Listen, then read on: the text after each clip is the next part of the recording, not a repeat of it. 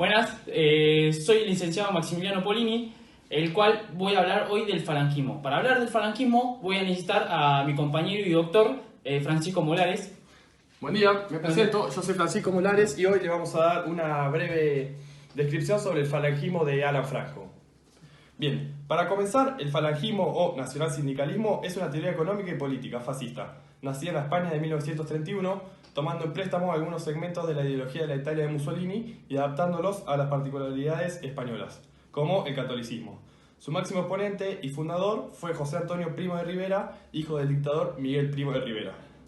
Es una ideología antiparlamentaria contraria a los partidos políticos que promovía un Estado totalitario y un modelo corporativista, de sindicato único y vertical, que organizaba a los empresarios y trabajadores del servicio de los intereses de la nación. Ideológicamente se oponía tanto al marxismo como al capitalismo.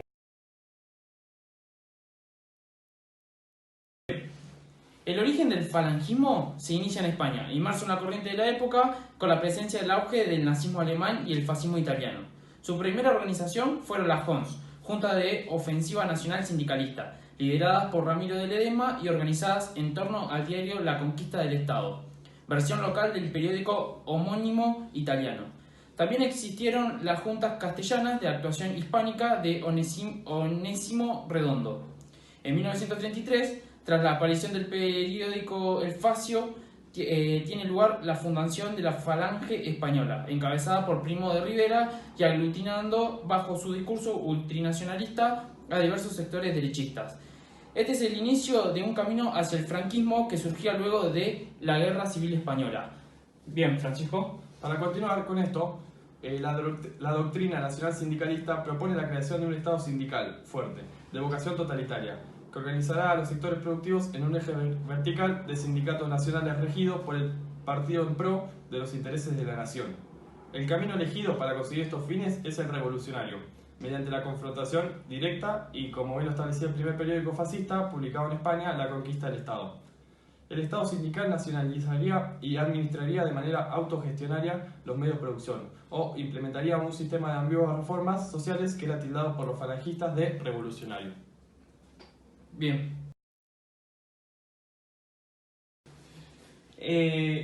Ahora, doctor, ¿cuál fue la ideología del falangismo y si el falangismo de Franco fue muy importante en la historia? Bien, te voy a contar un poco de esto.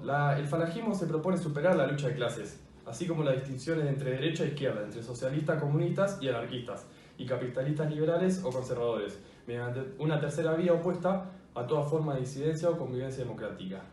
Y con lo relacionado a Franco, la dictadura de Francisco Franco, que prosiguió la guerra civil, tuvo sus enfrentamientos con la falange española, a nivel verbal y teórico, pero incluso los más radicales falangistas fueron asimilados perfectamente en el nuevo régimen, convirtiendo así en el brazo político de la dictadura y partido único en el país entre 1939 y 1975. Si no se pertenecía a la falange, rebautizada Movimiento Nacional, era imposible acceder a cargos públicos y se corría el riesgo de ser acusado comunista. Bien, ahora tengo una pregunta yo para vos. Bien. ¿Qué opinaba en este gobierno el rol de la mujer? ¿Qué rol cumplía la mujer en esta etapa? Bien. Durante el franquismo, la Falange creó movimientos para jóvenes, frente a juventudes y la famosa sección femenina para la mujer. En esta última se la adoctrinaba la ideología de la superioridad masculina, así como el rol sumiso y fiel que debía ocupar en el nuevo orden, como costureras conservadoras de la tradición y bailes españoles y sobre todo pedidoras de hijos para la patria, es decir, la mujer cumplía un segundo rol en lo que era el falangismo.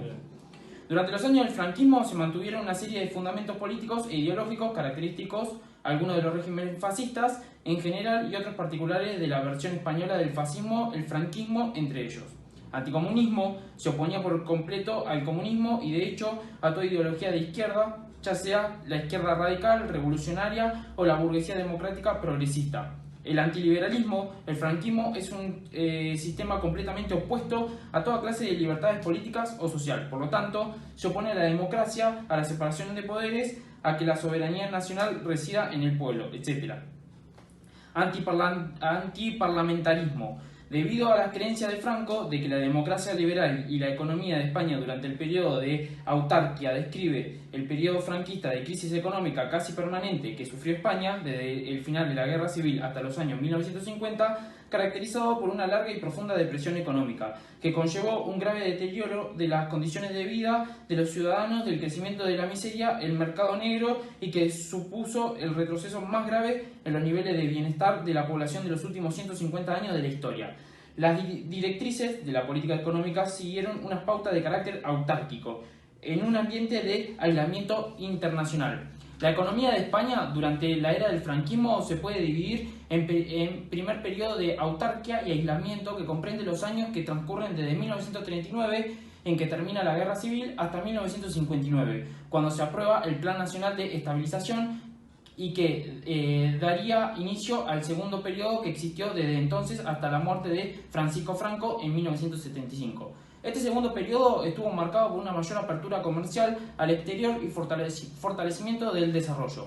Los partidos políticos habían causado la decadencia en España. Se sustituyó la democracia parlamentaria por la democracia orgánica, un sistema pseudo-democrático sujeto en realidad a la voluntad de Franco, mantenida hasta su muerte. El autoritarismo, el régimen de Franco intentó introducirse y dominar todos los aspectos de la vida nacional y social mediante una serie de organizaciones de encuadramiento social dirigidas principalmente por la Falange Española tradicionalista y de la Junta de Ofensiva Nacional Sindicalista, FET, y de la JONS.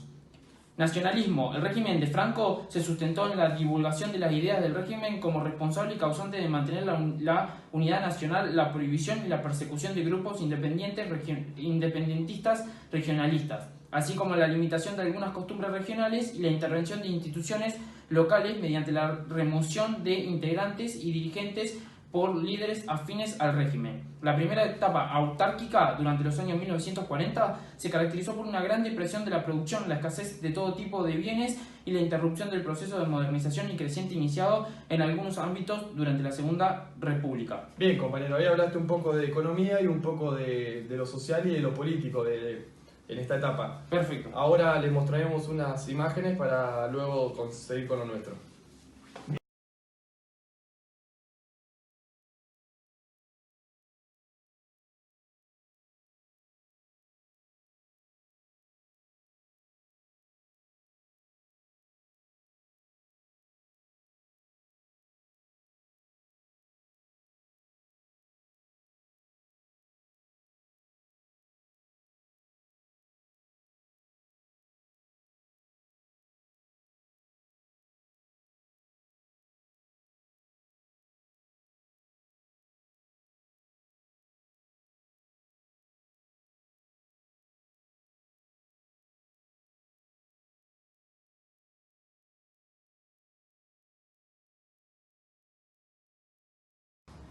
Bien, ¿cómo veía el falangismo la educación?